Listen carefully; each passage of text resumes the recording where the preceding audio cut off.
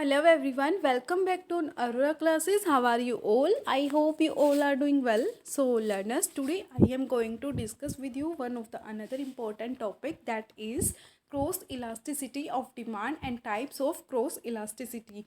So start करते हैं. What is cross elasticity of demand? Cross elasticity क्या होता है? It is the ratio of proportionate change in quantity demanded of A to a given proportionate change in the price of related commodity B. देखिए, assume कीजिए कि दो commodity हैं, मान लीजिए टी एंड कॉफ़ी. अगर टी के प्राइसेस में चेंज होता है तो उसकी वजह से कॉफ़ी की जो क्वांटिटी डिमांडेड है उसमें क्या चेंज आता है, वो क्या कौन मेज़र करता है? Cross elasticity of demand. उसको हम क्या बोलते हैं? Cross elasticity of demand. इसके लिए फॉर्मूला क्या होता है? Percentage change in demand for good A divided by percentage change in price good B. मान लीजिए टी के प्राइसेस चेंज हुए, वो आपकी कमोडिटी बी है. कमोडिटी बी में चेंज होने से ए की जो डिमांड है, यानी कि कॉफ़ी की जो डिमांड है, उसमें क्या चेंज आता है, वो क्या कहलाएगा? आपका क्रॉस इलास्टिसिटी ऑफ डिमांड. अब हम बात करते हैं टाइप्स ऑफ क्रॉस इलास्टिसिटी. यहाँ पे 3 टाइप्स होते हैं क्रॉस इलास्टिसिटी के, जैसे पॉजिटिव इलास्टिसिटी और नेगेटिव और ज़ीरो.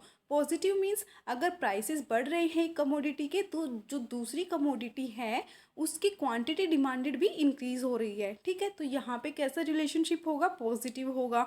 और नेगेटिव की बात करें तो अगर एक कमोडिटी के प्राइसेस हाई हो रही हैं तो दूसरी कमोडिटी की जो क्वांटिटी डिमांडेड है वो डिक्रीज़ हो रही है. तो यहाँ पे कैसा रिलेशनशिप होगा? नेगेटिव रिलेशनशिप होगा, नेगेटिव इलास्टिसिटी होगी. एंड ज़ीरो इलास्टिसिटी, दोनों ही गुड्स या जो दोनों कमोडिटी हैं, मान लीजिए एक के प्राइस चेंज हाई हो रही हैं तो दूसरी पे जो है कोई असर नहीं पड़ रहा है, दूसरी कमोडिटी की जो डिमांड है उस पर कोई असर नहीं पड़ रहा है, तो वो कैसी होगी? ज़ीरो इलास्टिसिटी की. कोई भी उनके बीच रिलेशनशिप नहीं है, कोई भी इलास्टिसिटी नहीं है.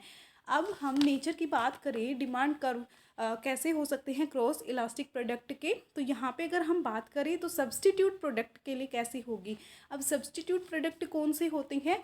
जो बिल्कुल क्लोज सब्स्टिट्यूट होते हैं. मान लीजिए टी है जैसे, तो टी का अगर हम टी के प्राइसेस हाई हो जाए और हम टी को कंज्यूम करना बंद कर दे तो उसका जो है सब्स्टिट्यूट क्या होगा? कॉफ़ी होगा. अगर टी के प्राइसेस हाई हो गए तो कस्टमर जो है, कंज्यूमर्स क्या करेंगे? कॉफ़ी लेना पसंद कर लेंगे. ठीक ऐसे ही इनको तो हम बोलते हैं सब्स्टिट्यूट गुड्स. और एक होती है कॉम्प्लीमेंट्री गुड्स. कॉम्प्लीमेंट्री गुड्स कौन सी होती हैं? जो एक दूसरे की पूरक होती, जो एक दूसरी जो कमोडिटी है उसको कंप्लीट करती हैं. जैसे कि कार है और कार को चलाने के लिए पेट्रोल चाहिए, तो जो पेट्रोल है वो अब कैसा है? कॉम्प्लीमेंट्री गुड्स में आता है. कार के लिए वो एक कॉम्प्लीमेंट्री गुड्स है.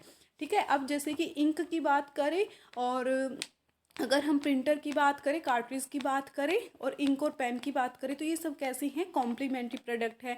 ठीक है, तो इनकी जो है कैसी डाउनवर्ड स्लोपिंग होती है, क्योंकि यहाँ पे कैसा रिलेशनशिप होगा? नेगेटिव.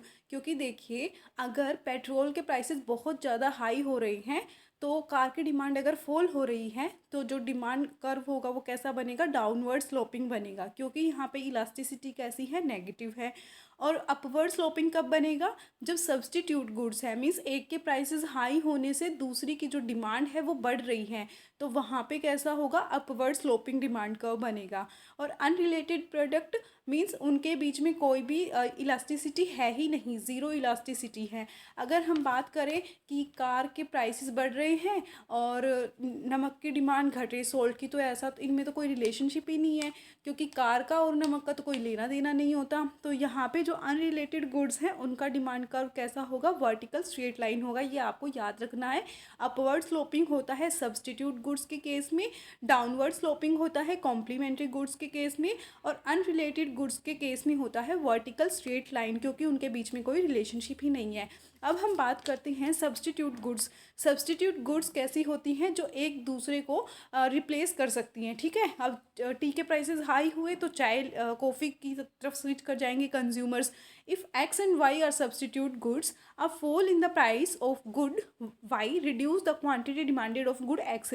मान लीजिए वाई के प्राइस जो हैं वो कैसे हो गई हैं? फॉल हो गई हैं, और उसकी वजह से रिड्यूस हो गई है क्वांटिटी डिमांडेड एक्स गुड की. ऐसे ही उल्टा इसका आप बोलो similarly, an increase in the price of good Y. अगर वाई गुड का प्राइस इंक्रीज हो रहा है, उसकी वजह से जो एक्स गुड है उसकी डिमांड बढ़ रही है, तो यहाँ पे कैसी इलास्टिसिटी होगी, पॉजिटिव।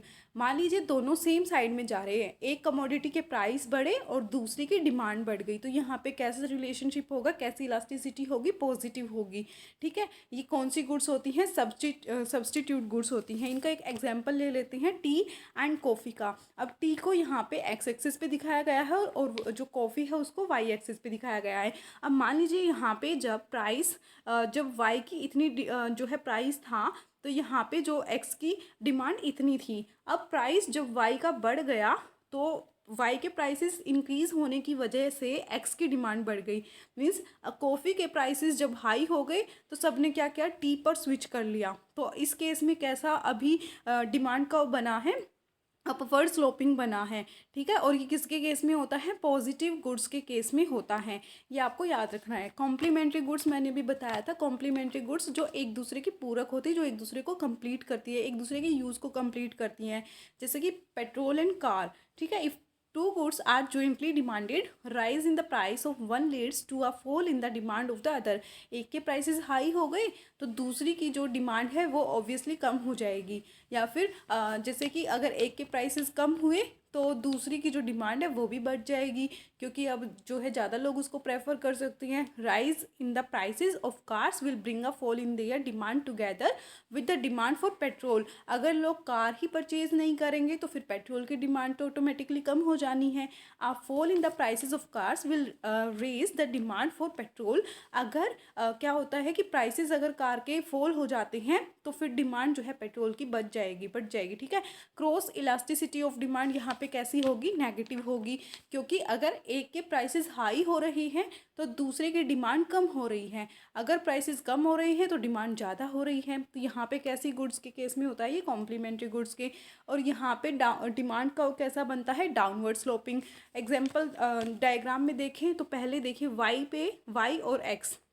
पहले जब वाई था प्राइस तो एक्स की इतनी डिमांड की जा रही थी, एक्स क्वांटिटी जो एक्स कमोडिटी है उसकी इतनी क्वांटिटी परचेज की जा रही थी।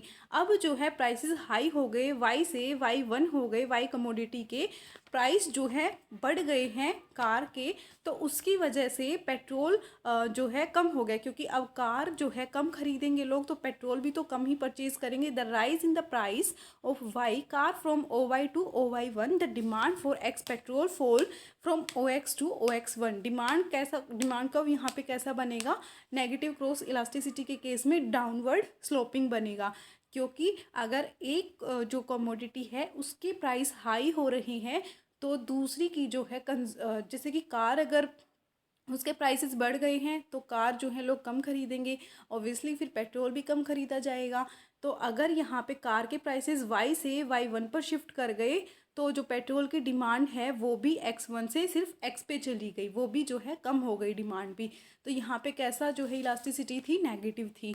अब हम बात करते हैं अनरिलेटेड गुड्स के केस में क्या होता है। अगर दो गुड्स ऐसी हैं जो एक दूसरे से रिलेट ही नहीं करती हैं तो उनका कोई भी इफेक्ट नहीं आता है, चाहे उनके प्राइसेस इंक्रीज़ हो या डिक्रीज़ हो। जैसे कि सोल्ट, अगर मान लीजिए गुड वाई जो है वो सोल्ट है और एक्स जो गुड है वो कार है। अगर जो है सोल्ट के प्राइसेस बढ़ते हैं तो कार की डिमांड पे क्या असर पड़ेगा, नहीं पड़ेगा, क्योंकि सोल्ट का और कार का कोई लेना देना ही नहीं है। तो यहाँ पे क्रॉस इलास्टिसिटी ऑफ डिमांड क्या होगी, ज़ीरो होगी। और ये मैंने बताया था कि यहाँ पे कैसा होगा, स्ट्रेट वर्टिकल लाइन बनती है, आपको याद रखना है।